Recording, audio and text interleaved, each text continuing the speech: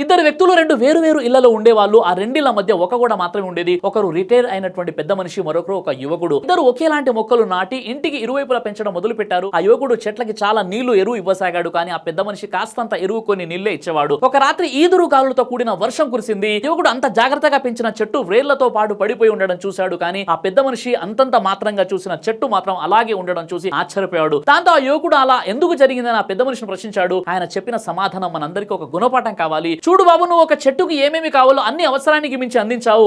అందువల్ల దాని వ్రేళ్లు నీళ్ల కోసం భూమి లోతుల వరకు వెళ్ళవలసిన అవసరం రాలేదు. నేను చెట్టు బ్రతకడానికి మాత్రం సరిపడే నీళ్లు, ఎరువు ఇచ్చినందువల్ల ఇతర పోషకాల కోసం అది తన వ్రేళ్లను భూమి లోతుల వరకు పరిచింది. నీ చెట్టు వ్రేళ్లు పైపైన మాత్రమే ఉండడం వల్ల గాలికి తట్టుకొని భూమి లోపల నిలదొక్కలేకపోయాయి. నా చెట్టు వ్రేళ్ల భూమి లోతుల వరకు పాకి ఉండడం వల్ల ప్రకృతి విరిసిన సవాలను తట్టుకొని చెట్టు అలాగే నిలబడగలిగింది. ఈ విషయం మనం పెంచే చెట్ల విషయంలోనే కాదు సుమా, మనం కనిపించే పిల్లలకు కూడా వర్తిస్తుంది.